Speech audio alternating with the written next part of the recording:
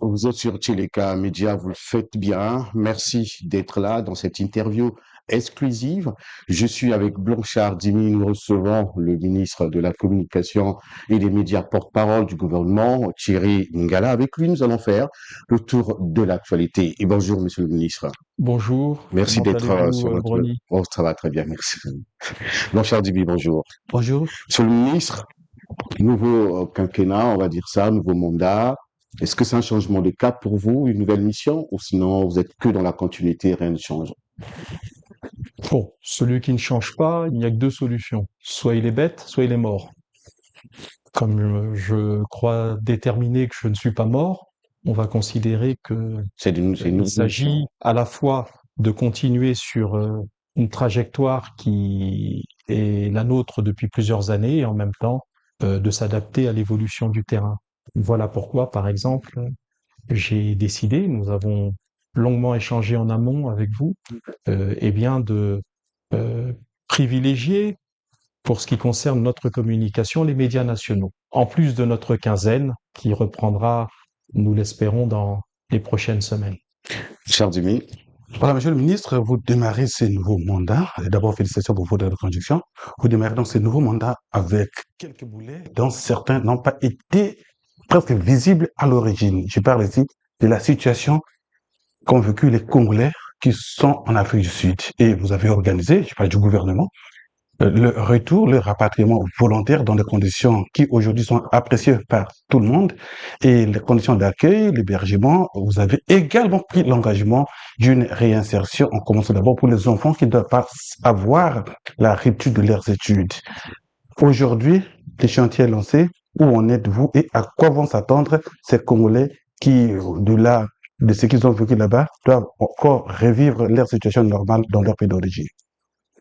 Bon, il faut que vous sachiez d'abord que le Congo, de par ses pratiques qui sont très anciennes, euh, du fait de ce qu'on appelle également la protection consulaire et l'assistance qui est due à nos compatriotes éventuellement en détresse dans un pays étranger, ce qui était le cas dans l'exemple sud-africain actuel. Le Congo a toujours porté secours, s'est toujours porté au devant de nos compatriotes en détresse. Hein, je crois qu'il y a quelques années, il faut s'en rappeler, au moment du déclenchement de la guerre en Ukraine, il y a eu une opération de secours, d'assistance et de rapatriement pour certains de nos compatriotes qui étaient coincés sur le théâtre des violences qui étaient à l'époque commises et qui, hélas, se poursuivent jusqu'à aujourd'hui.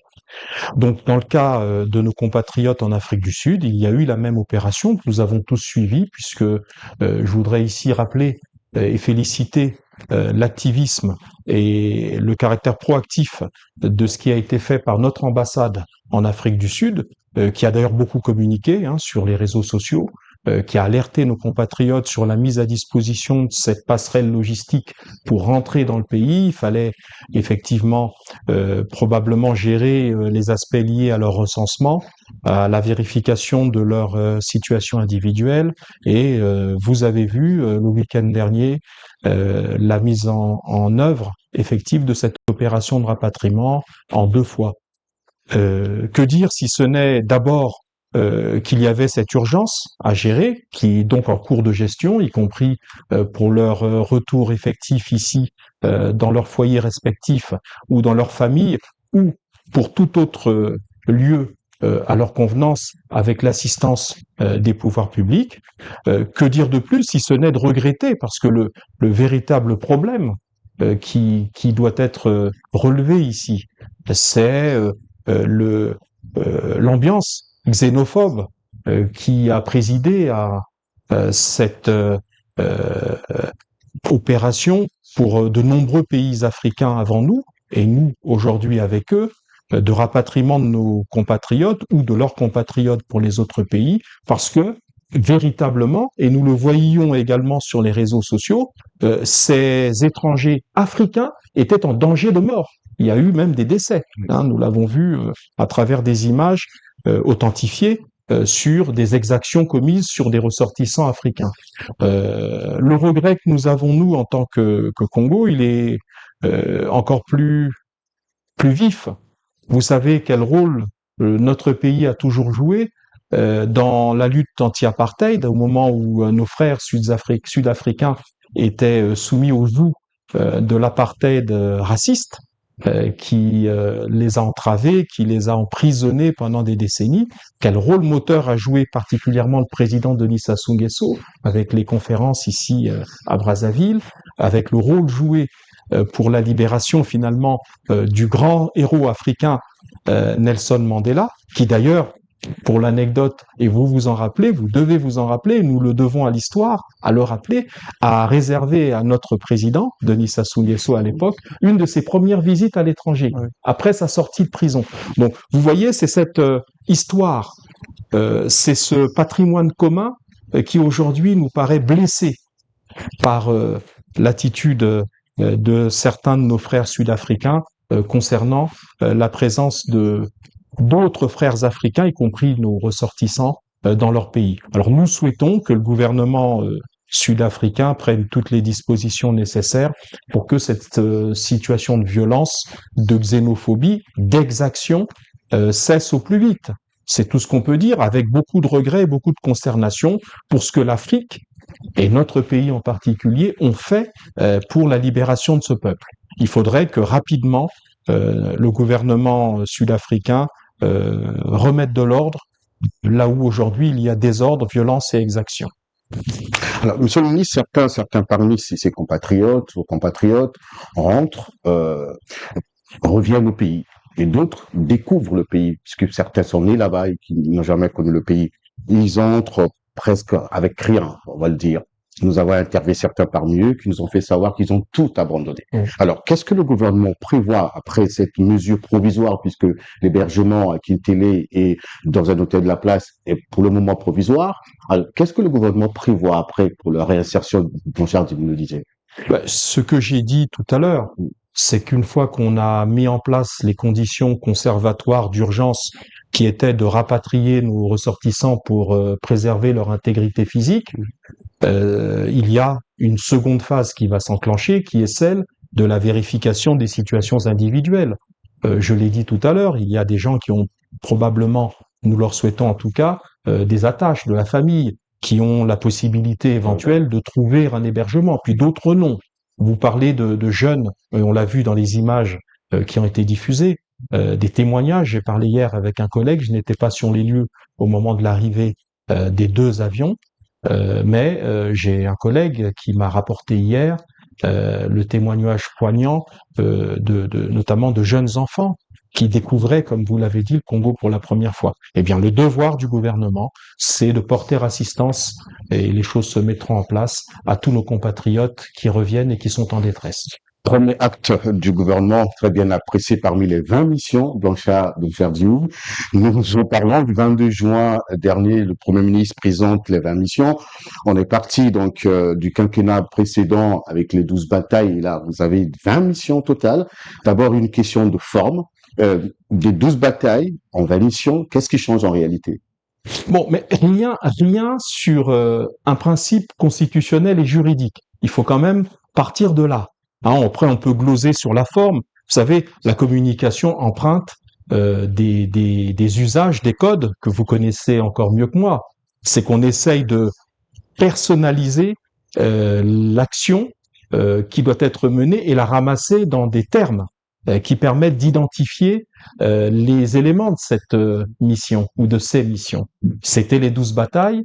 Aujourd'hui, ce sont les 20 missions. Dans les deux cas, il faut savoir, il faut quand même le rappeler, que le Premier ministre, chef du gouvernement, d'après la Constitution, est chargé de la détermination, en concertation avec le président de la République, de la politique économique et sociale du pays. Ça, c'est une considération d'ordre juridique et constitutionnel.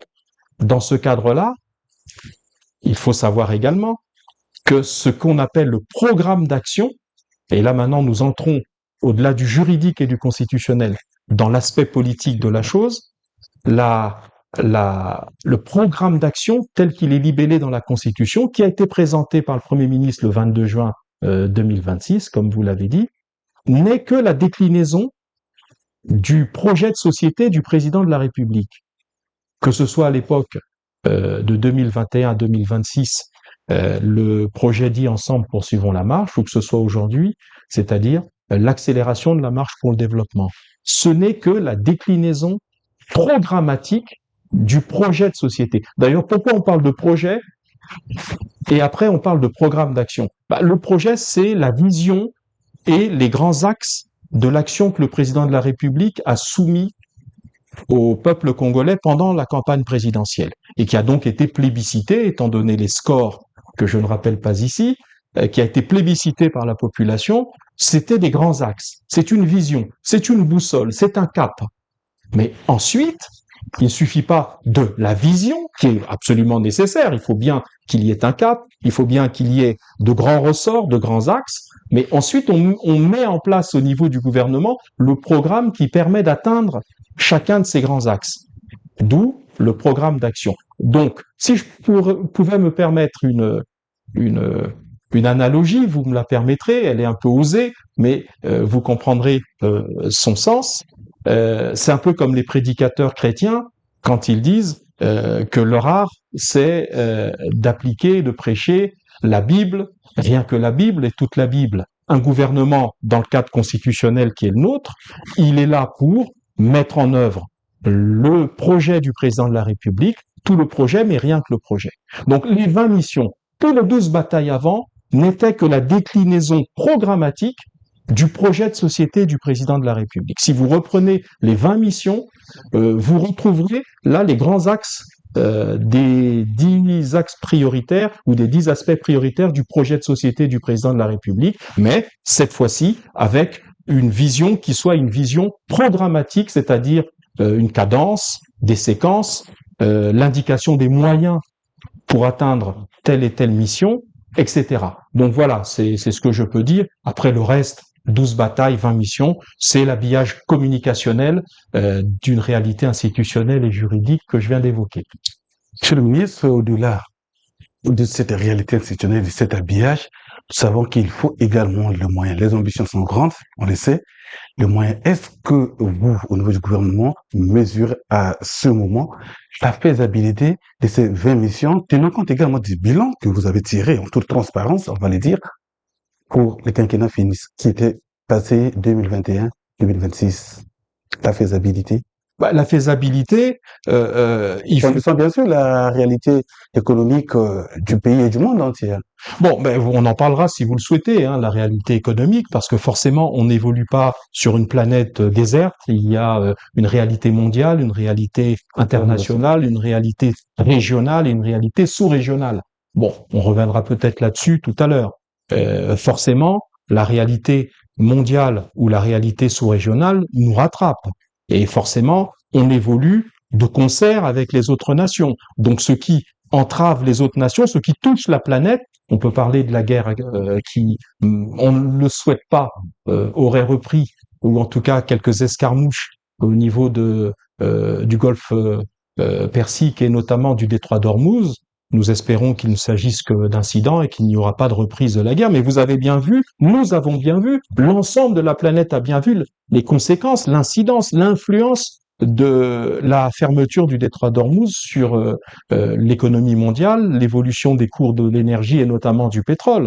Donc, on évolue forcément dans un environnement où on doit tenir compte des réalités. Une fois qu'on a dit cela, quand vous avez un projet de société qui s'appelle l'accélération de la marche, j'espère que nous l'avons tous en tête, nous l'avons lu, le postulat du président de la République quand il élabore ce projet et qu'il le présente aux populations, si vous regardez les prémices, c'est-à-dire les éléments où il explique en réalité les considérations qui l'ont amené à parler d'accélération, il a montré ce qui a déjà été bien fait ou qui est en cours de réalisation, notamment en termes d'infrastructures. Je ne parle pas du retour à la paix, je ne parle pas de la stabilité, qui sont des constantes depuis pratiquement un quart de siècle dans notre pays, Dieu merci, mais bien entendu, il faut être très vigilant sur le maintien de cette stabilité et le maintien de toutes ces considérations liées à la paix, mais il a également dans le projet de société accélération de la marche rappelé les faiblesses sur la base desquelles il a fixé à partir de ce diagnostic les grandes évolutions à venir. On parle des faiblesses liées à la mobilisation des ressources, notamment parce que tout projet ambitieux et le projet d'accélération de la marche est une ambition très grande du président de la République. Quand il dit accélérer, ça veut dire il faut accélérer. Ce n'est pas qu'un slogan, c'est accélérer dans tous les domaines. Mais pour accélérer en matière d'infrastructure, en matière de diversification économique, en matière de croissance agricole, en matière de développement de l'économie numérique, en matière de développement du bassin du Congo autour de l'écotourisme notamment et de la préservation de la biodiversité. Et on peut multiplier les exemples. Tout cela, et en matière d'intégration régionale, parce que la plupart des projets d'infrastructure, numériques ou physiques, sont des projets qui sont souvent interconnectés avec les pays voisins. Nous avons la chance, nous, notre pays, d'être quasiment frontalier de tous les pays de la sous-région. Tout cela suppose une mobilisation forte des ressources. Donc le premier postulat du projet, le premier élément novateur, c'est dans le projet de société du président, comment mobiliser la ressource. Que ce soit de la ressource interne propre, ou que ce soit de la ressource en termes d'investissement direct, que ce soit des investissements directs nationaux ou étrangers. Donc il existe d'abord cette base, ce fondement essentiel.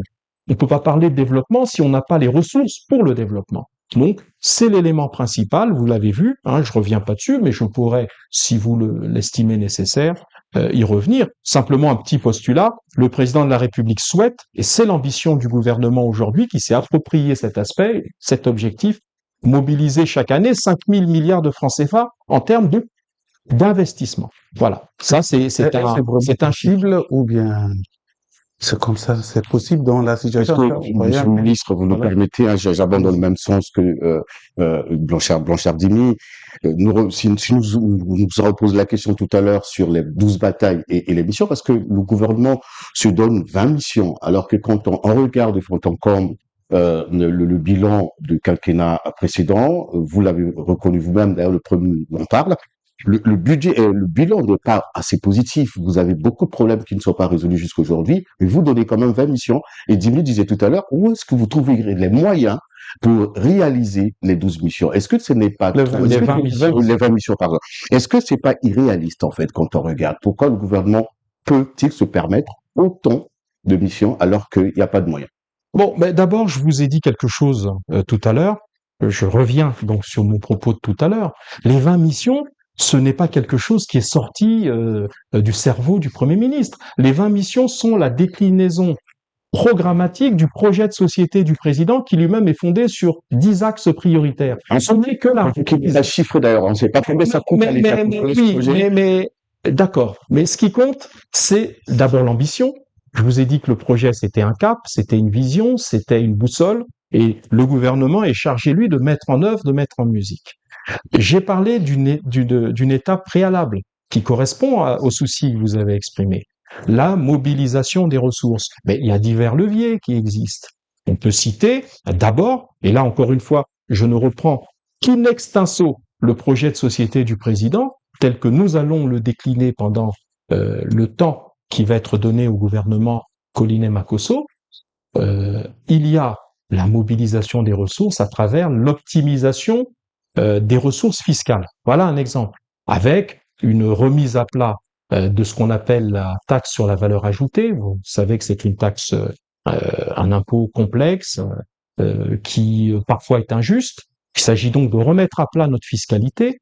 Il s'agit de créer ce qu'on appelle vulgairement la flat tax, c'est-à-dire une imposition plus simple pour tout ce qui concerne les revenus mobiliers et autres, les revenus du type société, avec un impôt sur la société qui aujourd'hui ce méandre fiscal, si je peux me permettre le néologisme, qui rend difficile la lisibilité de la ressource fiscale qui entre et qui est engrangée par l'État. Donc, il y a cette refonte de la fiscalité qui devrait, en toute logique, nous permettre d'optimiser, c'est-à-dire de faire rentrer plus d'argent dans les caisses. Ça, c'est la première chose. Le deuxième axe, c'est la digitalisation. Je crois que le président l'a rappelé depuis la fin du mandat précédent et l'a rappelé, et le porte-parole que je suis s'est permis de l'indiquer dans les comptes rendus des 2 premières réunions du gouvernement en Conseil des ministres. C'est la digitalisation. Ce n'est pas un gadget, ce n'est pas parce que nous sommes à une époque où on parle de l'économie numérique. C'est tout simplement que pour maximiser les ressources, la digitalisation des régies, c'est permettre que les process soient des process où l'intervention humaine soit réduite au minimum, où les processus soient automatisés et où ce qui doit rentrer dans la caisse de l'État y entre, n'en sort pas au milieu et arrive jusqu'à la caisse unique du Trésor. C'est ça, c'est tout simple, mais c'est très important. La digitalisation, c'est un moyen de renforcer les ressources qui entrent dans l'État et de les rendre plus pérennes. C'est un slogan, monsieur le ministre. Ce n'est pas un slogan. Parce que depuis plusieurs années, ça remonte à plus de 10 ans qu'on parle de la digitalisation. Mais vous savez pourquoi? Sans qu'il y ait vraiment la réalisation de ce fameux projet. Alors, puisque tout doit commencer par là, si on s'appuie sur ce que le Premier ministre a dit, il faut commencer par la mobilisation de fonds, le président en parle, il faut 5 000 milliards chaque année, mais quand on regarde le budget de l'État déjà de cette année qui a été réajusté, vous êtes autour de 2700 et quelques milliards seulement. Et sans le pétrole, la fiscalité dont on parle, les impôts ne peuvent pas financer le fonctionnement de l'État. La taille de l'État est trop énorme, vous le savez très bien. Alors, la question aujourd'hui, est-ce que vous pensez, il faut rassurer les Congolais. Avec ce budget que vous avez aujourd'hui, il faut mobiliser 5 000 milliards chaque année. Nous sommes déjà en juillet, donc il nous reste à peu près quelques mois. Est-ce que vous avez déjà pu même mobiliser la moitié? Non, aujourd'hui. Fortuna, le gouvernement a été mis en place le 24 avril. Il faut donner un fonds. Demander à un gouvernement qui est en place depuis un peu moins de 3 mois d'engranger en 3 mois. Et c'est le même gouvernement. Mais non, attendez. C'est le mandat qui change peut-être. J'entends bien, mais laissez-moi, si vous me permettez, développer ma pensée. Je reviens, avant votre questionnement pertinent, à ce que je disais, la mobilisation des ressources. Je reviens d'abord à ça, parce que je n'avais pas fini mon propos. J'ai parlé de la digitalisation des ressources et des régies financières notamment. Pourquoi cette digitalisation? Pour éviter ce que moi j'appelle les fuites. Vous voyez, c'est comme un tuyau. Si le tuyau qui doit transporter l'eau est percé à certains endroits, le flux qui vous arrive dans le robinet, il est moins fort que celui qui devrait arriver si le tuyau n'était pas percé. Donc la régie financière ou les régies financières, malheureusement, ont des éléments de déperdition de la ressource. Je ne parle pas de la malhonnêteté éventuelle d'agents publics, mais enfin, vous comprenez ce que je veux dire? Je veux dire par là, c'est que là où il y a intervention humaine, il y a forcément déperdition. La digitalisation, c'est le moyen de faire que ce qui est entré et qui peut être à base 100 arrive là où ça doit arriver, c'est-à-dire dans les caisses de l'État. L'argent qui va dans les gens à 100.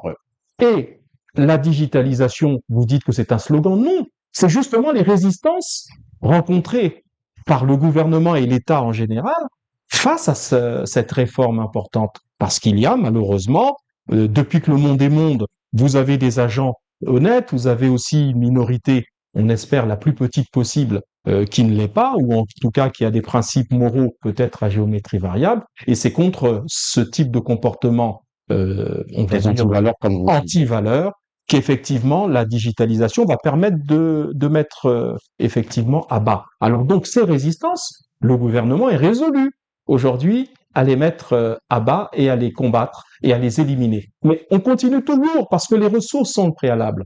D'autres moyens d'avoir des ressources, si vous avez lu le programme, ce que je sais, vous êtes un journaliste sérieux, vous êtes des journalistes sérieux, il y a d'autres moyens qui sont indiqués par le président de la République dans son projet de société et repris dans le programme d'action du gouvernement. Il y a la recherche de ressources financières complémentaires par une privatisation attendue, en tout cas partielle, là où l'État gardera quand même la majorité dans des secteurs stratégiques comme le CFCO, comme le port, les ports, celui de Brazzaville, celui de Pointe-Noire ou Congo Télécom, en tout cas d'autres avoirs, d'autres patrimoines stratégiques de l'État qui, s'ils sont privatiser de manière partielle, tout en permettant à l'État de garder, bien entendu, leur contrôle à 51% au minimum, ça va dégager des ressources. Vous l'avez fait avec la EKRC, mais malheureusement, les résultats sont là. Il y a privé dans le KRC. Mais ça n'appartient Non, pas. mais ça appartient aux Congolais, mais il n'y a pas de privé pour l'instant. Il y a une réorganisation dans EKRC de la gouvernance. Mais vous savez comme moi qu'il y a eu une controverse en 2025 concernant les conditions du partenariat attendu avec la Sénélec sénégalaise. Je ne reviens pas là-dessus parce que le gouvernement, à travers le ministère de l'énergie, avec le ministre Jean-Bruno Richard-Itoy, est en train de réfléchir aux conditions d'amélioration de la gouvernance du secteur énergétique. Donc, je reviens à ce que je disais, le pilier de la privatisation partielle va dégager, comme partout, va dégager des ressources. Autre pilier, c'est la possibilité de recourir au partenariat public-privé et à toutes les formules de gouvernance des projets demain. Parce que, comme vous l'avez noté, comme nous le déplorons, là où l'État est tout seul à piloter, à financer, c'est lourd. Nous n'avons plus les moyens de tout cela aujourd'hui. Et en plus, souvent, ça crée de l'endettement. Avec le partenariat public-privé et toutes les formules de partenariat avec des privés, et y compris la mise en concession, la mise en régie, enfin tout ce qui existe comme mode de gestion de secteur économique dans notre pays. Tout cela va permettre de financer le développement, et notamment en termes d'infrastructures. Et on y ajoute quand même nos recherches de financement à l'international qui, aujourd'hui, ne peuvent être que vertueux, parce que comme vous le savez, on est sous la surveillance, quand je dis nous, on, pas le Congo simplement, mais tous les pays qui désirent rester dans le club des pays normaux et qui évoluent dans le système financier international, tous les financements innovants et tous les financements vertueux, concessionnels et autres, qui permettent de financer l'économie sans aggraver de manière inutile et excessive ni irresponsable. Malheureusement, le Congo ne suit pas ce que vous dites, puisque cette année encore, si j'ai bonne mémoire, le Congo doit aller sur le marché pour emprunter près de 1250 milliards de francs CFA pour combler, pour payer les dettes. Donc, on prête pour payer les dettes, vous le dites. C'est pas vous qui le dites, c'est vous qui le dites. C'est pas pour financer, en fait, pour financer le développement, malheureusement. Et depuis plusieurs années, l'État congolais, pour ne pas parler du gouvernement, n'arrive pas à financer son développement, son dette pour payer les dettes. Non, bon, ça c'est une interprétation caricaturale. Revenons à ce que vous disiez tout à l'heure. Moi, j'essaye de me rappeler de vos propos pour essayer d'y répondre pied à pied, hein, parce qu'on est là pour ça. Et j'apprécie notre échange pour cette raison-là. Vous avez évoqué la loi de finances en disant oui, mais vous avez un budget qui est que de 2500 milliards au moment de l'adoption en décembre de la loi de finances et 2700 et quelques avec la loi de finances rectificative qui est sur la table du Parlement au moment où nous parlons. Bah, écoutez, la loi de finances, c'est quoi? La loi de finances, quand elle est votée, c'est une prévision. Absolument. C'est une prévision des recettes, c'est une prévision de l'évolution macroéconomique, de l'évolution de nos finances publiques, du fait d'engranger plus ou moins bien nos taxes, nos impôts et autres. C'est la capacité du secteur pétrolier et du secteur hors pétrole, parce que vous parlez exclusivement du pétrole. Il faut savoir qu'il y a une tendance lourde depuis le mandat précédent du renforcement de la part de la contribution du secteur hors pétrolier aux ressources de l'État et aux finances publiques qui sont abondées de plus en plus par le secteur qui sont encore dérisoires. C'est dérisoire, c'est de plus en plus important. C'est plus faible, bien entendu, que la part du pétrole, qui peut tourner autour de, disons, un peu moins des 3/4, mais la part du secteur hors pétrolier est en augmentation importante. Donc, il ne faut pas le négliger. Donc oui, je disais que la loi de finances, c'est une provision. Voilà pourquoi aujourd'hui nous la révisons. Pourquoi on la révise? C'est que soit vous vous rendez compte que la réalité de ce qu'est l'évolution macroéconomique depuis janvier et de ce qui rentre dans la caisse de l'État depuis janvier, tout cela oblige l'État, quand il y a une grande différence entre ce qui était prévu et ce qui se passe réellement avec l'exécution, on essaye d'ajuster. Là, en l'occurrence, la mauvaise nouvelle du conflit du Moyen-Orient Profite à l'État a congolais. profité entre guillemets, je dis bien profiter entre guillemets, aux pays qui justement ont d'importantes ressources énergétiques et notamment pétrolières, puisque vous l'avez vu, vous avez évoqué le budget qui est passé à peu près à 200 milliards de francs CFA de plus pour ce qui concerne la loi de finances et son exécution, avec la loi de finances rectificative. Et malheureusement, il peut arriver que ça aille dans l'autre sens. Ça nous est arrivé en 2014. Quand je dis tout cela, la loi de finances, qui est une traduction chiffrée des ambitions d'un gouvernement au moment où il a tout l'a fait adopter par le Parlement, elle connaît des évolutions liées à la situation réelle pendant l'exécution. Maintenant, on ne peut pas décréter, cher Bruni Fortuna, on ne peut pas décréter en début d'année en disant, bon, comme le président de la République a demandé qu'on engrange 5 000 milliards, on va dire que notre loi de finances, elle sera de 5 000 milliards, par exemple. On peut pas. Il y a des pays qui tentent cela. Il y a des paris. Je ne cite pas des pays qui nous sont relativement proches, ici, dans la sous-région ou ailleurs, qui ont tenté ce pari. Mais souvent, vous vous heurtez à un scepticisme qui est celui des marchés, qui vous disent, mais vous faites un budget dont on pense qu'il n'est pas réaliste. Nous faisons des budgets réalistes. Maintenant, ça n'empêche pas que nous puissions avoir les pieds dans la réalité, c'est-à-dire vraiment dans ce qui se passe et dans ce qui rentre dans la caisse de l'État et dans la situation, l'évolution du marché, de la croissance et de tout ce qui impacte sur l'entrée dans les finances publiques des ressources, et en même temps avoir la tête dans les étoiles, c'est-à-dire l'ambition. Et l'ambition, et c'est pour nous un élément fort du message du président à travers son projet, c'est d'arriver à dégager chaque année, mais c'est pas que dans le budget de l'État. Quand on parle de partenariat public-privé, c'est pas dans le budget de Mais le l'État. privé qui est totalement asphyxié, bien cher Dimi, pour réagir.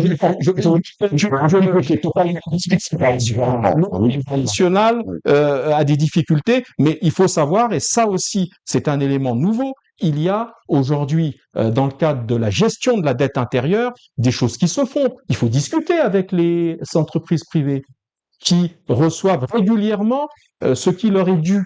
Peut-être pas de la manière qu'elles souhaiteraient, ces entreprises-là, mais qui reçoivent ce qui leur est dû. Donc, un gouvernement, c'est plusieurs leviers qui sont sur sa table et qu'il doit essayer de faire agir de manière à améliorer la situation globale. Voilà, monsieur le ministre, nous allons rester dans le budget, mais cette fois-ci en changeant de cap, en éventrant un autre voie, comme vous avez l'habitude de nous le dire pendant la quinzaine du gouvernement, l'appui à la presse. Où en est-on? À quoi doit-on s'attendre? Alors, d'abord, il faut partir d'une réalité, parce qu'il faut être factuel, enfin, de deux réalités. La première, c'est une aide exceptionnelle du président de la République, je crois en 2001. Je ne savais même pas personnellement à cette époque que j'allais entrer en politique et surtout pas être ministre un jour, et ministre de la communication encore moins. Mais les quelques anciens avec lesquels j'ai échangé sur le sujet, je parle de vos confrères, journalistes, des médias, qui à l'époque œuvraient déjà, sur le fait que cette aide exceptionnelle du président, qui partait de la volonté politique du président, cette aide a malheureusement suscité quelques grincements de dents à l'époque, parce que pour des raisons que vous imaginez, vous savez, là où il y a l'argent, il y a toujours des mécontents. Donc il faut se le dire. Donc d'abord, cette expérience historique où la bonne volonté du président a été légèrement entravée par la façon dont les choses se sont mises en place à l'époque. Deux, toujours dans le constat historique, la fameuse redevance audiovisuelle dont nous avons vu, je ne reviens plus sur mes récriminations, sur mes lamentations, pourrait-on dire, sur le sujet, mais vous savez ce qu'il en est, elle est collectée, elle est prélevée sur nos factures ECAREC, à l'époque SNE et ECAREC aujourd'hui, et de manière mystérieuse, c'est peut-être encore un des tuyaux percés dont j'ai parlé, où ça rentre d'un côté, mais ça n'arrive pas à la sortie. Bon, cette expérience de la RAV, telle qu'elle fonctionne, a montré quelques limites. L'État a mis en place, depuis 2025, un fonds d'appui aux organes de presse. La RAV avait un aspect limitatif. La RAV, c'était les médias audiovisuels publics. Là, nous avons un fonds d'appui qui concerne tous les médias, publics, privés. Alors, sur cette base-là, dans le cadre de la gestion de ce qui va devenir institutionnel, c'est-à-dire que chaque année, nos médias devront, selon les disponibilités budgétaires, des crédits devront recevoir cette aide à travers le fonds d'appui. Dans ce cadre-là, la première démarche du gouvernement à travers le ministère de la Communication, c'était d'avoir une concertation avec le régulateur des médias. Le régulateur, c'est-à-dire le Conseil supérieur de la liberté de communication, avec lequel nous avons à plusieurs reprises échangé. Nos préoccupations sont lesquelles? Nos préoccupations, c'est, face à des crédits publics, de faire qu'ils arrivent effectivement aux médias qui y ont droit. Donc, il faut regarder d'abord ce que dit la loi de 2001, et ensuite, en concertation avec les professionnels, déterminer des critères, en plus des critères d'ordre public, c'est-à-dire ceux qui sont dans la loi. Les critères à déterminer, au-delà des critères d'ordre public, ce sont les considérations concrètes d'exercice de votre métier de média. C'est quoi? Pour ce qui concerne l'ordre public, les critères fondamentaux, il faut quand même se déclarer auprès du régulateur, il faut exister, quoi. Il faut que le régulateur vous ait remis un agrément. Il faut, vis-à-vis du procureur de la République, faire une déclaration. Tout ça, ce sont des préalables d'ordre public. Bon, il y a d'autres critères qui rentrent en ligne de compte dans la loi, mais qui, de notre point de vue, sont un peu moins spectaculaires que cela. Mais qu'a fait le régulateur et qu'a fait le ministre de la Communication? C'est de dire ça ne suffit pas. On ne va pas imposer ex cathedra de là-haut des critères. Il faut demander aux professionnels eux-mêmes ce qu'ils en pensent. Et donc, je crois savoir, parce que nous avons eu différents entretiens, différents échanges, et avec les syndicats du secteur, et avec les professionnels, vous êtes constitués en groupement professionnel. Nous avons eu des échanges, que ce soit le régulateur ou que ce soit le ministre. Et je crois savoir qu'il y a, nous sommes, je ne sais pas si je dois dire la date d'aujourd'hui, mais il me semble qu'il y a eu ces jours-ci, peut-être même hier, une rencontre finale entre les professionnels pour déterminer définitivement les critères qui vont permettre de, disons, de ventiler la ressource. Ces critères, je me suis laissé dire cela parce que là, ça relève du consensus, c'est que vos sociétés doivent quand même avoir pignon sur rue. Parce que si on ne fixe pas des critères, au-delà des critères d'ordre public, il faut quand même se dire que, malheureusement, avec le numérique et son évolution, il peut y avoir certains dont le média, c'est leur cartable et leur ordinateur ou leur téléphone. Bon, si c'est pas des sociétés, c'est de l'argent public, on va pas le distribuer, comme on dit, en se mettant au coin de la rue, en disant qui est journaliste et qui est média, et puis les gens viennent. Monsieur le ministre, au-delà de cet aspect formel, quel est l'impact réellement recherché? Alors, je viens là-dessus. Il est important que je fixe les termes de référence. Hein, ça, ce sont les termes de référence. Donc, ces critères, nous sommes en train de les déterminer. Nous arrivons au bout de la course. Maintenant, quand on arrive au bout, il faut que nous puissions les sanctionner par un texte d'ordre réglementaire. Ces critères vont être couchés dans un texte réglementaire dont la forme doit être déterminée entre le Premier ministre, parce que c'est mon chef, et qu'à partir de là, pour une décision aussi importante que celle de la ventilation de ressources, il vaut mieux que je le mette dans la boucle, avec le régulateur des médias, parce qu'au final, c'est lui qui sera l'interlocuteur des médias privés, quand il sera question de ventiler la ressource, et enfin le ministère, et tout cela pour permettre que demain, des personnalités différentes qui occuperont, il n'y a pas de doute là-dessus, on n'est pas éternel dans nos fonctions, occuperont les fonctions de régulation ou les fonctions ministérielles, ne viennent pas remettre en cause, selon leur fantaisie, des critères qui auraient été déterminés par les parties prenantes, c'est-à-dire l'État, régulateur, ministère, d'un côté, et les professionnels de l'autre. Et quand tout cela sera mis en boîte, comme on dit, eh bien, c'est à ce moment-là qu'il y aura la ventilation. Ça prend combien de temps pour cela? Oui, de quelques semaines, hein. C'est de l'ordre de quelques semaines. Alors, je précise quand même un critère, parce qu'on va fixer d'accord partie ces éléments dans un texte, parmi lesquels ça peut être aussi le fait de créer une société. Quelqu'un qui n'existe pas sous forme de société, pour moi, c'est pas un média.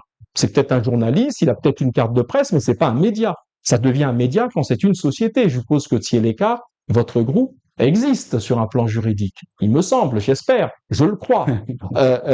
Quand je dis cela, et c'est là où je chute sur votre questionnement, on va quand même pas, alors que c'est le premier exercice du genre, être dur dans l'application des critères. Il y aura une espèce de souplesse qui prendra quand même en compte d'autres critères, qui prendra en compte la réalité. Quelqu'un qui n'est pas tout à fait à jour d'un des critères, on va quand même lui dire, on va pas lui dire, alors qu'il a pignon sur rue, qu'il a des followers s'il est en ligne, qu'il a des abonnés s'il est un média papier, qu'il a des lecteurs, qu'il a des auditeurs, qu'il a des téléspectateurs. Tout cela mis bout à bout, on va faire une application souple parce que c'est la première année et parce que on va peut-être inciter, grâce à ces critères, grâce à cette façon scientifique de faire la chose, tous les médias à se mettre en conformité. Donc ça sera une espèce de progrès général qui sera finalement accordé via cette ressource qui sera mise à disposition, accordée aux médias pour se mettre en ordre de bataille. Donc voilà, Ernest Dimi, les considérations que je voulais évoquer sur le sujet. Donc c'est quelque chose qui va se Monsieur le ministre, mais comment, faire. parce que vous parlez là des difficultés que quand même le régulateur aujourd'hui a à contenir les médias, puisque ça pullule de partout, permettez-moi de vous le dire. Mhm. Et comment est-ce que le gouvernement compte gérer aujourd'hui avec la montée en puissance des réseaux sociaux? Et vous l'avez dit tout à l'heure, n'importe qui devient journaliste dans ce pays, et il y a des médias qui se créent tous les jours. Comment vous gérez cette situation? Bon, ben d'abord, il faut comprendre que l'écosystème des médias aujourd'hui est bouleversé. Hein, il est bouleversé. La loi de 2001 ou les grandes lois qui régissent notre secteur sont obsolètes. D'ailleurs, c'est un des chantiers que nous avons décidé d'ouvrir avec le président Milandou et le Conseil supérieur. Nous irons dans les prochains temps, on espère le plus tôt possible, vers une réflexion globale du secteur.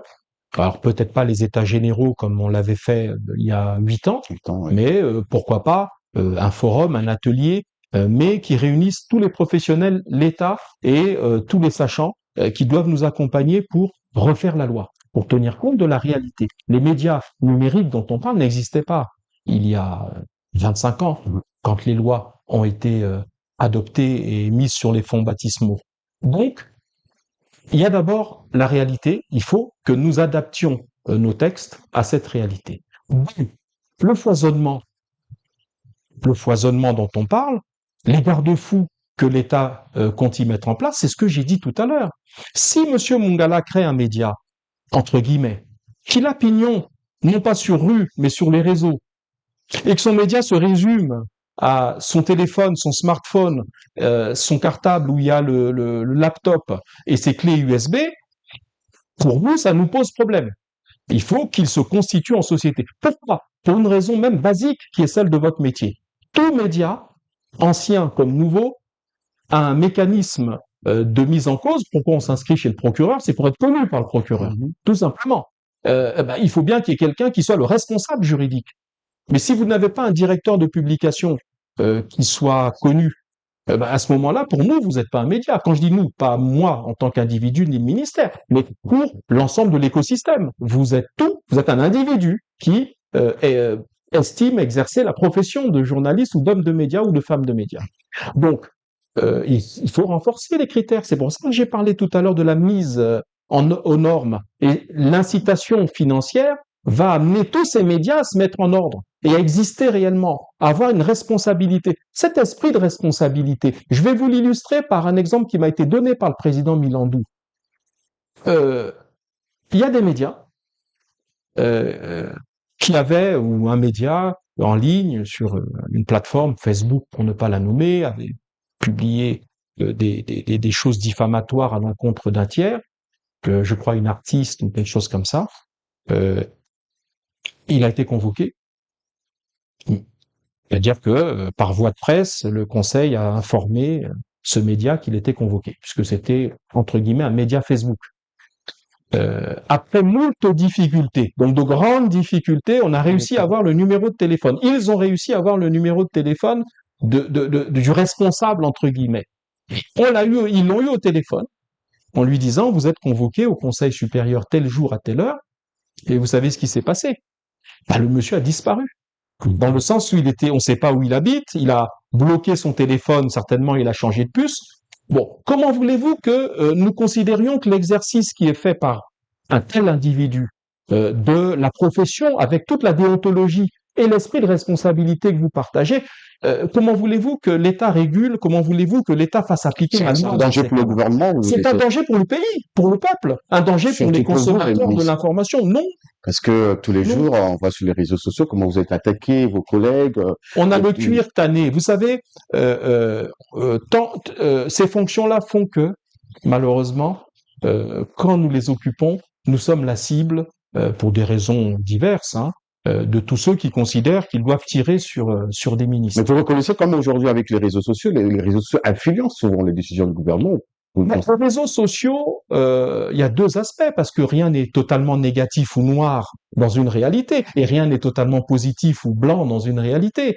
Il y a parfois le rôle positif et bénéfique des réseaux sociaux, qui mettent en lumière, que ce soit au Congo ou ailleurs, des situations qui doivent être portées à la connaissance du public. Et puis à côté de cela, vous avez quelques dérives. Bon, les dérives, c'est quoi? Elles existaient dans la presse classique, hein. La diffamation, des propos calomnieux, tout ça, ça existe. Il y a toujours, on souhaite que ça reste minoritaire, mais on n'y peut rien. Ça, ce sont les instruments juridiques mis en place qui doivent nous permettre de le combattre. Donc voilà ce que je pouvais dire sur le sujet, Ernest Dimi. Nous devons ensemble renforcer le rôle des réseaux, plutôt le rôle des médias en 2026. J'ajoute un dernier point quand même, juste un dernier point par une phrase. Euh, Nous avons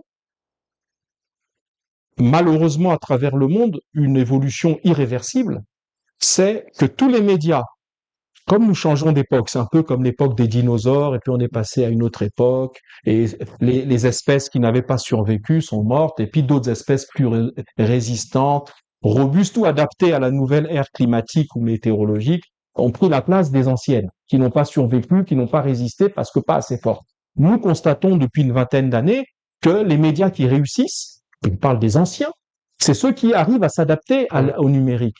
Et vous voyez que les grands médias finissent par ne plus être à un moment donné que présents sur le numérique. Il n'y a plus de version papier, par exemple.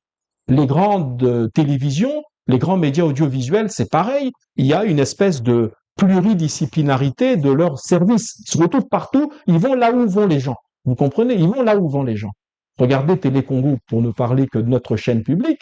Qu'est-ce que les gens lui ont reproché longtemps? C'est, ben oui, mais c'est bien. Mais tout le monde, notamment les plus jeunes, c'est quand même les 3/4 de la population, on se met pas devant un écran à 20 heures, quoi. Non. Nous, on a besoin de consommer à la carte sur nos smartphones. Et quand on doit consommer, il faut que, donc, l'opérateur public aille là où il y a la clientèle, là où il y a l'auditeur, là où il y a le téléspectateur, c'est aller sur les réseaux, fournir des programmes. Voilà pourquoi nous incitons, nous travaillons pour que, par exemple, le média public puisse aller, comme vous le faites vous avec vos médias, le plus possible en ligne, de manière à permettre de toucher la population. Et ceux qui ne font pas cette évolution, ce sont les médias qui meurent à travers le monde. Voilà, monsieur le ministre, c'est un autre chantier qui était pourtant bien parti, qui avait suscité tant d'espoir auprès de la population, c'était la formation des élèves médecins à Cuba.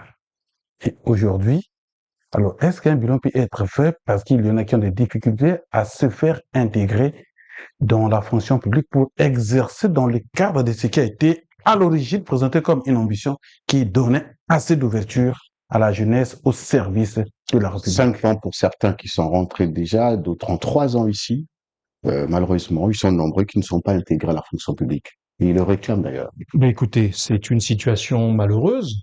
Bon, je ne connais pas à ce stade assez le dossier dans son détail, je veux dire, hein. Je suis pour le coup, comme vous, un observateur qui constate avec tristesse cela. Mais alors, prenons plutôt le problème plutôt que la bouteille à moitié vide. Prenons le problème en parlant de la bouteille à moitié pleine. Hein, moi, je suis un indécrottable optimiste. Je me dis que si on veut réussir les choses, il ne faut pas se dire ah là là c'est dur. Il faut se dire oui c'est dur, mais on va quand même y arriver. Quand on vient sur le terrain, on joue contre le Brésil ou on joue, en l'occurrence je cite le Brésil qui est le mauvais cas, mais peut-être contre l'Espagne, contre la France, l'Argentine, on n'y va pas perdu, battu d'avance. On y va en se disant on peut gagner. Donc la bataille est rude parce qu'il s'agit de renforcer l'offre de soins, de santé dans notre pays. D'abord, parlons de ce qui est objectif. C'est le renforcement de l'offre elle-même. On constate tous depuis quelques années, et singulièrement depuis les 2 ou 3 dernières années, l'accélération de l'offre. On a quand même des hôpitaux généraux, le dernier avec CBT, on a Wesso, on a l'hôpital de Djiri ici, on a l'hôpital de Pointe-Noire, Angoyo, on a Kinkala, on a donc des hôpitaux qui aujourd'hui fleurissent dans le pays, qui objectivement renforcent l'offre. On a demain Infondo, etc., qui vont arriver. Donc c'est ça la grande évolution macroéconomique. La tendance globale, c'est cela. Maintenant, à l'intérieur, effectivement, il y a des difficultés, c'est-à-dire celle de l'intégration de médecins. Alors, on parle de Cuba. Pourquoi c'est d'autant plus préoccupant? C'est que Cuba est considéré à travers le monde comme un des pays de haut niveau en termes de formation des médecins. Faut le savoir. Un des plus grands pays en termes de niveau d'expertise qui est donné à ceux qui sont formés là-bas à la médecine et aux différentes branches de la médecine. Donc, ça serait dommage que ceux qui ont été formés à Cuba, qu'une partie d'entre eux ne soit pas utilisée une fois qu'ils Oui, mais la responsabilité du gouvernement. Est-ce qu'il y a eu un problème de planification? Est-ce que le gouvernement n'a pas bien fait les calculs? Vous avez prévu construire 12 hôpitaux et certainement pour utiliser ces jeunes. Aujourd'hui, vous n'avez même pas atteint la moitié de la réalisation de ce projet et vous avez à peu près 500 jeunes qui sont rentrés mais sans être intégrés. Est-ce que c'est un souci? Est-ce que c'est pas un problème de planification? Bon, c'est peut-être cela. Je suis pas capable de vous le dire. Je dis simplement ceci. C'est que dans cette difficulté que vous décrivez, il vaut mieux l'avoir comme ça que de ne pas avoir du tout de médecin. Vous voyez ce que je veux dire? Maintenant, nous allons, parce que nous sommes un État, l'État, il retombe toujours sur ses pieds. Nous trouverons des solutions pour intégrer ce surplus de médecins bien formés et ce surplus de médecins qui vont apporter. Le gouvernement projette tout au futur. Voilà. J'allais dire, monsieur le ministre, Vers le futur, non? On gère pas le passé. en quelques mots, juste la position officielle du gouvernement par rapport à cette situation. Ben, je viens de vous la donner. C'est qu'on va la gérer. C'est qu'on va la gérer. Mais on va la gérer, je vous ai dit 2 choses. Essayons, quand on se pose des questions et quand on y répond, de s'écouter et de s'entendre. Je vous ai dit, d'entame de votre question, je ne connais pas assez ce sujet pour pouvoir vous donner une réponse plus précise. Vous permettrez, parce que j'introduis avec ma présence sur votre plateau cette habitude que je vais mettre en place pendant toute la durée de ma présence au ministère de la Communication pour les mois et les années qui viennent. J'introduis la nécessité, au-delà des quinzaines, qui sont un rendez-vous institutionnel, la présence régulière sur vos plateaux différents, y compris, et je lance un appel à vos confrères, on est disponible. Ils veulent nous inviter, on va accepter. Nous aurons l'occasion d'y revenir. Vous voyez, je ne suis pas un ordinateur qui va répondre automatiquement à toutes les questions qu'on lui pose. Ce problème est connu du gouvernement. Je crois que nos populations, et notamment les jeunes concernés, doivent avoir une réponse.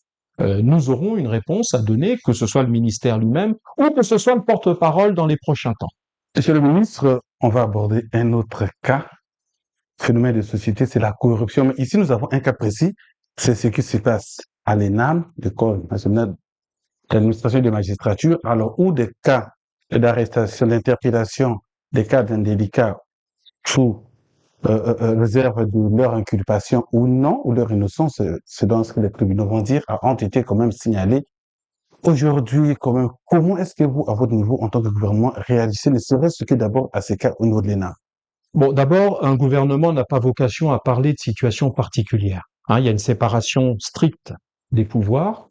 Ces affaires dont vous parlez, la clameur nous les a rapportées. Laissons les services compétents faire leur travail. Je crois qu'on n'est pas là pour parler des situations. Mais oui, c'est quand même notamment en matière dans le cadre de la formation des gestionnaires de l'État. Bon. L'ENAM, c'est quand même l'équivalent de l'ENA en France, si vous me permettez l'expression, monsieur le ministre. Oui, d'accord. Est-ce que le gouvernement, tenant compte de la réalité de cette tendance, a quand même des mesures particulières qui sont prises pour que cela ne se reproduise pas dans l'avenir? Est-ce que le dossier sur le bureau de la table du gouvernement, est-ce que vous entendez ces cris, est-ce que vous entendez ces dénonciations où l'on dit que pour intégrer l'ENAM, il faut acheter le concours, c'est ce qu'on entend, hein, 1 million, 3 millions parfois. Et quelques jours, on a vu comment les services ont mené les enquêtes, ont révélé aussi qu'il y a des gens qui vendent, entre guillemets, des passages. Ouais. Voilà. Blanchard me le dit. Est-ce que le dossier est sur le bureau ou la table du gouvernement? Si vous parlez des services de police qui ont mis à jour ce que vous évoquez comme réseau et comme malfaisance dans le comportement, les services dont on parle, c'est bien ceux de l'État.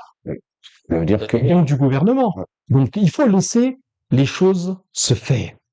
Il y a des enquêtes, on va pas mettre de l'huile sur le feu, on laisse les services compétents mener les enquêtes et y donner suite, y compris des suites judiciaires. Ça, c'est la première de mes réponses sur le sujet. La deuxième, vous parlez de la corruption. Je crois que jamais dans notre pays, on a eu autant d'outils de lutte contre les tendances de corruption. Est-ce qu'ils sont efficaces, les Alors, outils? attendez, je vous fais part d'abord de la réalité macro-politique, si je peux me permettre le terme, puis ensuite on reviendra sur la réalité. Il y a des outils. Aujourd'hui, il faut savoir que depuis que nous sommes engagés dans le dernier programme avec le Fonds monétaire, nous avons mis en place, en coopération, en collaboration avec la Banque mondiale et le Fonds monétaire, des outils comme la Haute Autorité de lutte contre la corruption, mais pas seulement. Il y a différents outils qui aujourd'hui fonctionnent. Donc ça, c'est la première chose. Vous n'aurez pas manqué de noter qu'il y a des contrôles qui sont faits régulièrement sur la gestion. Et ça, je vous le dis, je suis ministre depuis suffisamment longtemps pour vous dire quelle est l'évolution que j'ai moi-même constatée en tant que gestionnaire d'une administration qui est celle de la communication et des médias. Il n'y a jamais eu, messieurs, autant de contrôles. Je ne parle même pas de la HALC. Je ne parle pas non plus, je crois que, comment on appelle la Cour des comptes, la Commission nationale de transparence et de Dans la responsabilité. gestion des finances publiques. Voilà. Sans compter les contrôles administratifs, l'inspection générale d'État, l'inspection générale des finances. Messieurs les journalistes, en tant que ministre, m'ont vécu en tant que gestionnaire de l'administration que j'ai l'honneur aujourd'hui de gérer. Je n'ai jamais passé 2 mois sans qu'il y ait un contrôle, de quelque nature que ce soit. HALC, commission de transparence, inspection générale d'État. Il ne se passe pas. Quel en est l'impact? Ils suivent au jour le jour. Nous avons. Mais l'impact, Bruni, vous savez quel type d'impact vous souhaitez? Vous souhaitez qu'on coupe la tête de quelqu'un parce qu'on l'aurait attrapé à midi. C'est ce qu'on attend là. Vous souhaitez cela et c'est légitime, mais on ne réclame pas pour réclamer. On est un état de droit. Quand il y a une suspicion d'infraction, croyez-moi, elle suit son. Il y en a une, monsieur le ministre, on peut vous le rappeler. Elle suit son cours au niveau de l'état de droit. Oui, on peut vous le rappeler, ces suspicions-là, on peut vous le rappeler. Dans ce pays, vous vous souvenez que le directeur général des impôts a passé une nuit à la maison d'arrêt, il a été libéré sous caution. Il y en a des cas comme ça qu'on a dénoncés dans ce pays, mais on peut revenir sur le FIGA aussi. Bruni. Le problème aujourd'hui, c'est cela. Bruni Fortuna. Monsieur le ministre. Nous parlons depuis tout à l'heure des réseaux sociaux, nous parlons du numérique. C'est bien qu'il y ait tout cela. C'est bien qu'il y ait de la clameur. Mais dans un état de droit, après la clameur, il faut que les dossiers soient des dossiers mis en forme, des dossiers où il existe des faits concordants, des dossiers qui peuvent aboutir à une incrimination, des dossiers qui peuvent aboutir à une sanction judiciaire ou autre.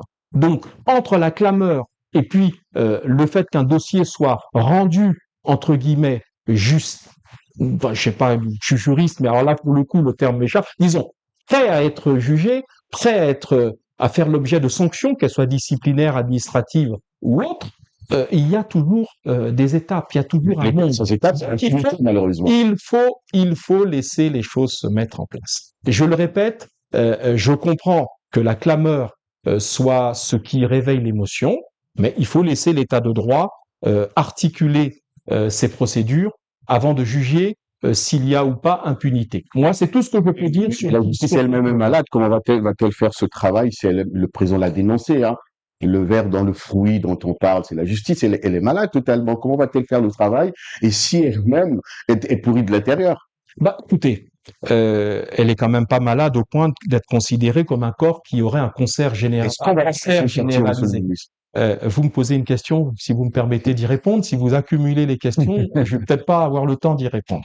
La justice, et comme tous les corps sociaux dans notre pays, elle a des hommes ou des femmes intègres, grande majorité, Dieu merci, et puis il y a quelques brebis galeuses et le ver dont vous parlez qui était dans le fruit. Je vous rappelle quand même que lors du dernier Conseil supérieur de la magistrature, c'est l'instance disciplinaire notamment et l'instance de gestion des carrières des magistrats. Il faut le savoir. Hein, quand on dit Conseil supérieur, c'est une instance disciplinaire et de gestion des carrières. Et dans cette dernière session du Conseil supérieur, il n'y a jamais eu autant de sanctions des magistrats. Exactement. Donc, ne disons pas que le corps judiciaire est malade. Disons que, à l'instar d'une partie de notre société, il y a des gens C'est le intègres, président qui le dit, pas vous. il y a des gens corrompus. Mais tout cela, vous êtes des journalistes. Il faut que nous combattions ce genre de pratiques. Mais on les vit au quotidien. On les vit tous au quotidien. C'est le devoir de l'État de Eh faire bien, ça. le devoir de l'État, et il s'y attelle, c'est, pour ce qui concerne le contrôle de l'action des pouvoirs publics, je vous ai dit que je n'ai jamais, moi, et c'est un témoignage, jamais subi autant de contrôle de toutes les institutions de contrôle, d'évaluation et d'éventuelles sanctions des manquements qui seraient celles de mon administration, et mes collègues vivent la même chose. Deuxièmement, il y a, au niveau des corps sensibles, que ce soit la justice, puisque vous parlez de la justice, il y a eu un conseil supérieur, et je crois qu'il y en aura d'autres derrière, et qu'à chaque fois qu'une tête devra dépasser et s'illustrer par sa corruption, eh bien, elle sera coupée. Blanchard Dimi, dernière question, puisqu'on termine cet entretien. Bon, la question qui me revient juste à l'esprit, nous l'avons déjà abordé dans cette émission, Monsieur le ministre, c'est juste le positionnement diplomatique de la République du Congo par rapport à ce qui se passe dans les détroits d'Ormuz. Bon, d'abord, je crois qu'aucun pays au monde ne se satisfait, au moment où nous parlons, de ce qui s'est passé et qui se passe encore malheureusement dans le détroit d'Ormuz. Je crois qu'aucun pays au monde ne peut se satisfaire aujourd'hui de ce qui se passe, qui s'est passé et qui se passe dans le détroit d'Ormuz. Il y a même beaucoup de nos compatriotes ou beaucoup d'Africains ou beaucoup de personnes à travers le monde qui ont appris et l'existence du détroit d'Ormuz et son importance pour le commerce mondial, notamment en termes de pétrole et d'énergie, qu'à l'occasion de cette crise. Donc, c'est dire l'importance de la crise qui se passe actuellement au Moyen-Orient. À cet égard, cette crise, vous ne m'avez pas posé la question, mais je me permets quand même de l'aborder à travers votre question, ça explique une bonne partie du problème de pénurie de carburant que nous avons ici. Ça fait, je crois, 2 mois à peu près que nous avons une pénurie. Pourquoi il y a pénurie? Bon, en 2 mots, notre raffinerie, quand elle fonctionne au maximum, c'est-à-dire de manière optimale, fournit 70% du carburant sous toutes les formes dont nous avons besoin pour la consommation interne. Et les 30%, donc au mieux, viennent de l'extérieur. Et quand elle fonctionne un peu moins bien, elle fournit que la moitié, 50%. Ce qui veut donc dire, ipso facto, que l'autre moitié doit venir de l'étranger. Eh bien, quand vous avez le détroit d'Ormuz qui est bloqué, on se rappelle quand même que quand on dit qu'il est bloqué, c'est pas des touristes qui circulent dans le détroit. Ben, si le pétrole qui passe là-bas est bloqué et qu'on est obligé de le prendre autrement, ailleurs, avec des coûts beaucoup plus élevés, ben les marketeurs, en tout cas les entreprises privées qui complètent l'offre de carburant chez nous, sont en difficulté, ça leur coûte plus cher. Donc du coup, ça arrive moins fort, moins vite et moins abondamment. Voilà une conséquence concrète de la crise du détroit d'Ormuz que malheureusement nous vivons, nous, dans nos pompes qui sont celles du carburant qui aujourd'hui manquent dans nos stations et manquent pour nos automobilistes, on le voit dans Brazzaville. Bon, donc juste pour vous montrer et illustrer les conséquences concrètes de la crise. Deuxième aspect, la crise a des conséquences diplomatiques que nous connaissons et des conséquences économiques, bien entendu. Elle a ralenti l'activité économique mondiale, elle a donc ralenti en partie la croissance ou l'évolution de la croissance de pas mal d'États, notamment en Afrique et le nôtre, et elle a cette crise, une conséquence diplomatique, c'est que elle illustre la nécessité de la négociation. Et je crois que c'est ce qui aboutit à la trêve. Nous souhaitons que les quelques escarmouches actuelles ne débouchent pas sur une reprise des conflits. Bon, quant à notre position qui est celle de l'Union africaine, la position de notre pays, c'est celle de l'Union africaine. C'est de privilégier la négociation entre les parties belligérantes.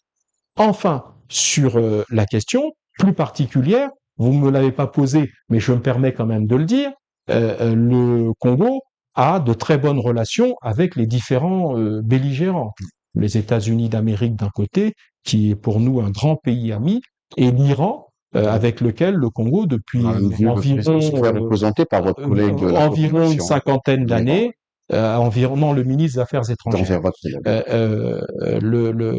Depuis une cinquantaine d'années, le Congo, donc je crois même avant l'arrivée du régime actuel qu'on appelle la République islamique, entretient des relations diplomatiques avec l'Iran.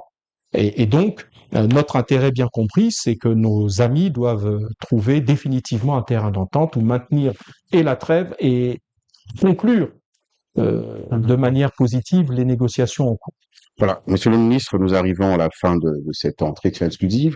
Le problème du carburant, nous en parlerons prochainement, puisqu'on n'a plus le temps, parce qu'on a quelques questions à vous poser. J'ai quand même abordé. Oui, on y reviendra prochainement. On vous laisse donc nous dire sur ce plateau ce qu'on n'a pas pu aborder, hein, peut-être, puisque vous nous rappelez les questions qu'on n'a pas posées tout à l'heure. Est-ce que vous avez quelque chose à dire pour clôturer cette émission? Non, je suis satisfait d'échanger avec vous, d'avoir échangé avec vous. Vous êtes chacun d'entre vous et votre média en général considérés comme des interlocuteurs crédibles, qui connaissent leur dossier, qui ont parfois la dent dure. C'est le jeu, hein. Il vaut mieux avoir la dent dure et être objectif que le contraire. Donc, moi, je vous répète mon credo, en tout cas mon nouveau credo, c'est de parler au maximum avec nos compatriotes à travers les canaux médiatiques que vous représentez et permettre que sur des questions parfois compliquées, les compatriotes entendent quand même la position du gouvernement et pas seulement auprès des médias étrangers. Mais là-dessus, je voudrais répondre à une de vos taquineries quand même, si vous le permettez. Je vous ai suivi une fois de manière tout à fait attentive. Vous aviez dit, bon, le ministre, il fait son tourisme de communication, et il va dans les médias étrangers. Pourquoi il vient pas vers nous? Non, vous avez une règle journalistique qui est simple, qui est mondialement reconnue. Le média qui vous a mis en cause, c'est là où vous allez répondre. C'est ça le principe. Le média qui vous a mis en cause, c'est là où vous allez répondre. Voilà pourquoi, quand un média étranger, même lointain, ou quand des médias étrangers, même lointains, vous mettent en cause, vous allez répondre dans ces médias. Même le président public à l'extérieur. Vous êtes venu. Qui?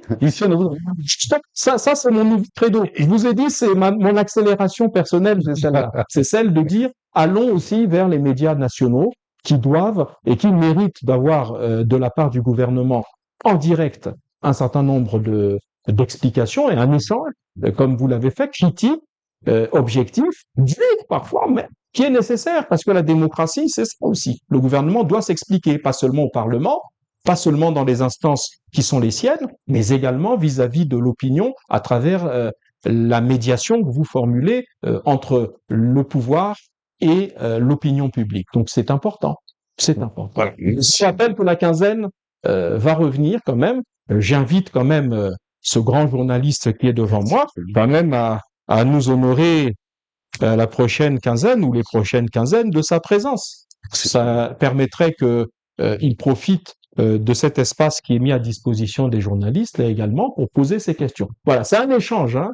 Je viens, vous venez aussi. Merci, merci d'être passé sur le plateau de Chérika Média. Merci Blanchard Dimy d'avoir co-animé avec moi cette interview. Merci à vous qui nous suivez. Je vous rappelle que nous avons reçu sur ce plateau le ministre de la Communication et des Médias, porte-parole du gouvernement, Thierry Mungala. À la prochaine occasion.